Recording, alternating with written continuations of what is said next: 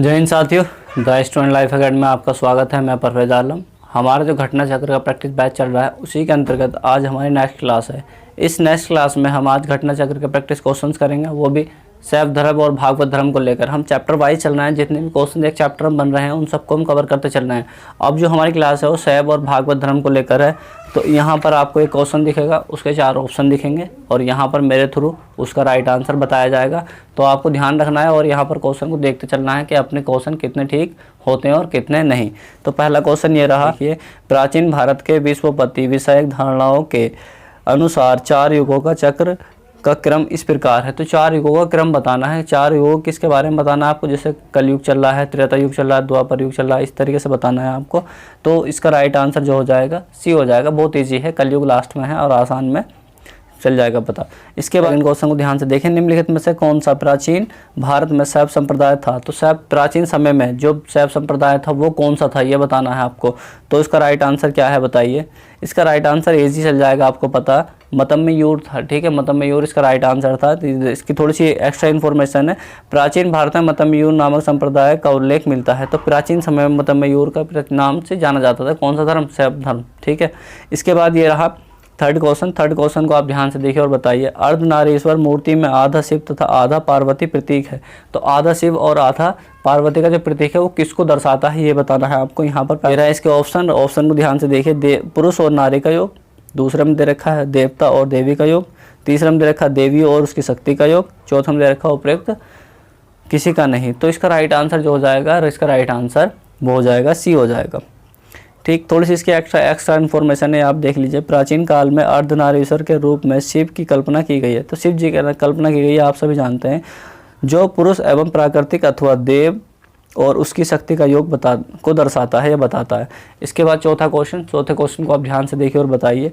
नयनार कौन थे। तो नयनार के संबंधित शैव धर्म संबंधित है, तो उसका राइट आंसर ए हो जाएगा।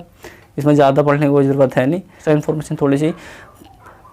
पूर्व मध्य काल में भक्ति भावना का प्रचार प्रसार मुख्यतः दक्षिण भारत में विशेषकर तमिल भाषी क्षेत्र में हुआ है। ठीक है, तमिल भाषी क्षेत्र में इनका प्रचार हुआ है। तो इसके बाद ये रहा 5 क्वेश्चन को आप देखिए और बताइए क्या इसका राइट आंसर। नयनार कौन थे। तो नयनार शैव धर्म संबंधित है, इसका राइट आंसर भी हो जाएगा। इसके बाद 6 क्वेश्चन को आप ध्यान से देखिए, बताइए। निम्नलिखित में से कौन अलवार संत नहीं था। तो कौन अलवार संत नहीं था, आप सभी जानते हैं। तो यहाँ पर आपको ध्यान देना है कि यहाँ पर बहुत इजी से क्वेश्चन निकल जाएगा। देखो ये जितने भी हैं, पो से है, डू से है और त्रु से है, ये सब तमिल से संबंधित है। ठीक है, मतलब दक्षिण क्षेत्र के नाम है। लेकिन यहाँ पर त्रिज्ञान ये इससे संबंधित नहीं लग रहा है, थोड़ा सा ऐसा सेंस लगाना है। तो इसका राइट आंसर जो हो जाएगा वो बी हो जाएगा। इसके बाद 7 क्वेश्चन को आप देखिए ध्यान से और बताइए। भागवत संप्रदाय के विकास में किसका देन अत्यधिक था। तो किसका योगदान किस सबसे ज़्यादा अधिक था, उन सब के बारे में बताना है। कुछ शासक दे रखे हैं, उन शासकों का नाम भी बताने हैं आपको। तो यहाँ पर पर्शियन दे रखा है, हिंदू यूनानी दे रखा है, कुषाण और गुप्त। तो भागवत संप्रदाय ध्यान रखना, आपको ध्यान देना है।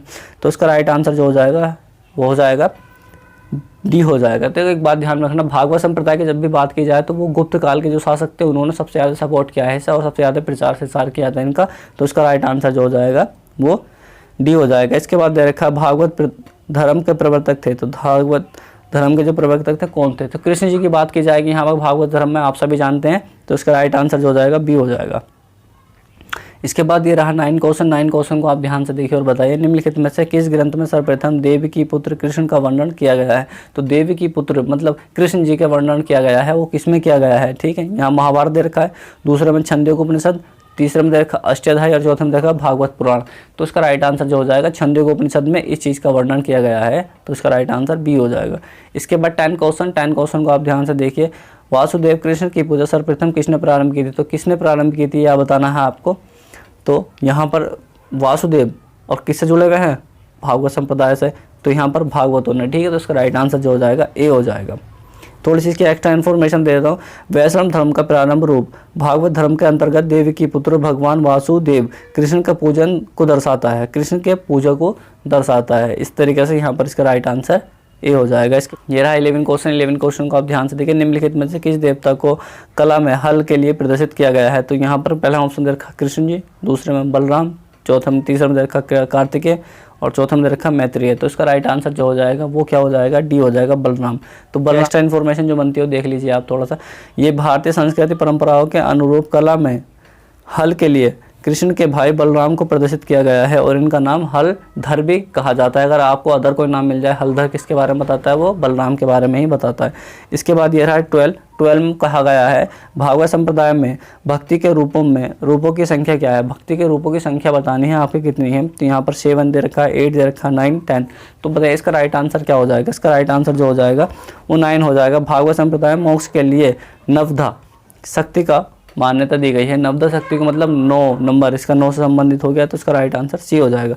इसके बाद ये रहा हेलिडोरस। देखो हेलिडोरस के बारे में ध्यान रखना है आपको। हेलिडोरस संबंधित जो होता है किससे होता है, एक कृष्ण जी से संबंधित है और वासुदेव संबंधित है। और जो हमारे भागवत संप्रदाय की जो इन्फॉर्मेशन मिलती है वो कहाँ से मिलती है, हेलिडोरस के बेस नगर अभिलेख से मिलती है। तो इसका यहाँ पर पहला आपको ध्यान देना है कि हेलिडोरस नामक बेश नगर अभिलेख संदर्भित है। तो यहाँ पर बेश नगर जो संबंधित है किससे संबंधित है आप सभी जानते हैं, केवल वासुदेव से संबंधित है। इसका राइट आंसर जो हो जाएगा डी हो जाएगा।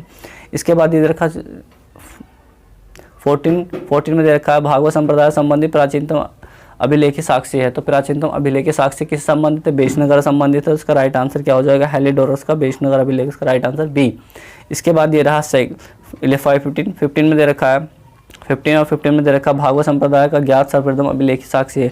तो फिर मैंने वही संबंधित क्वेश्चन आ गया किस संबंधित आएगा, बेशनगर से। तो इसका राइट आंसर जो हो जाएगा सी हो जाएगा। 16 में दे रखा है बेशनगर अभिलेख का हेलिडोरस कहाँ से निवासित है। हेलिडोरस कहाँ के निवासित है ये बताना है आपको। तो पहला ऑप्शन दे रखा पुष्कर कलावती, दूसरे में दे रखा तक्षशिला, चौथा में दे रखा शाकल और चौथा में दे रखा है मथुरा। तो इसका राइट आंसर क्या है, इसका राइट आंसर जो हो जाएगा डी हो जाएगा, बी हो जाएगा। ये रहा 17 क्वेश्चन में बताया गया है कि विष्णु के किस अवतार को सागर से पृथ्वी का उद्धार करते हुए बताया गया है। सागर से पृथ्वी का उद्धार करते हुए बताया गया है, वो किस में बताया गया है। यहाँ पर दे रखा है कच्छ में दे रखा है, मत्स्य में दे रखा है, ब्राह्म में दे रखा है और नृसिंह में दे रखा है। तो इसका राइट आंसर जो हो जाएगा ब्राह्म हो जाएगा। ये रहा 18 क्वेश्चन को आप ध्यान से देखिए। भारत में आस्तिक और नास्तिक संप्रदाय में कौन सा विवेक लक्षण है। तो पहला दे रखा है ईश्वर की सत्ता में, दूसरा में दे रखा है पुनर्जन्म के सिद्धांत में आस्था, तीसरे में दे रखा है वेदों की प्रमाणिकता में आस्था, चौथा में दे रखा है स्वर्ण तथा नरक की आस्था में विश्वास। तो इसका राइट आंसर जो हो जाएगा वो हो जाएगा सी। 19 में कहा है निम्नलिखित में से कौन मोक्ष के साधन के रूप में ज्ञान, कर्म तथा शक्ति को समान महत्व देता है। तो बताना है आपको यहाँ पर। इसका राइट आंसर जो हो जाएगा वो हो जाएगा भागवत गीता। ठीक, इसके बाद ये रहा 20 में कहा गया अधोलिखित में से कौन एक गीता की मुख्य शिक्षा है। तो गीता की मुख्य शिक्षा है वो बतानी है आपको। यहाँ पे देखा कर्म योग, ज्ञान योग, भक्ति योग, निष्काम कर्म योग, इसके बाद देखा स्पर्श योग। तो इसका राइट आंसर क्या है, इसका राइट आंसर जो हो जाएगा वो डी हो जाएगा, निष्काम कर्म योग। इसके बाद ये रहा में कहा गया निम्नलिखित में से कौन प्रस्थानांतरी में सम्मिलित है, वो बताना है आपको। तो यहाँ पर भागवत दे रखा, दूसरे में भगवत गीता, तीसरे में ब्रह्मा सूत्र, चौथे में दे रखा उपनिषद। तो इसका राइट आंसर क्या हो जाएगा, ए हो जाएगा भागवत। इसके बाद ये रहा 22 में कहा गया वह प्राचीन स्थल जहाँ 60,000 मुनियों की सभा में संपूर्ण महाभारत कथा का वाचन किया गया था। तो यहाँ पर इसका राइट आंसर जो हो जाएगा डी हो जाएगा। अगर रामायण के किस कांड में राम और हनुमान की पहली भेंट का वर्णन किया गया है। तो उसका राइट आंसर आप सभी जानते हैं किष्किंधा कांड में। तो इसका राइट आंसर ए हो जाएगा। 24 में कहा गया कालिका पुराण किस धर्म से संबंधित है। कालिका पुराण किस धर्म संबंधित है आप सभी जानते हैं। तो इसका राइट आंसर जो हो जाएगा बी हो जाएगा, शाक्त से।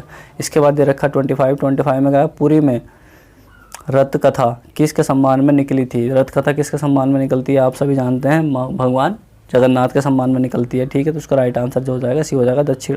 ये रहा 26 में कहा गया है नासिक में कुंभ मेला निम्न में से किस नदी के तट पर लगता है। तो कुंभ मेला दक्षिण क्षेत्र में लगता है और नासिक दक्षिण में पड़ता है।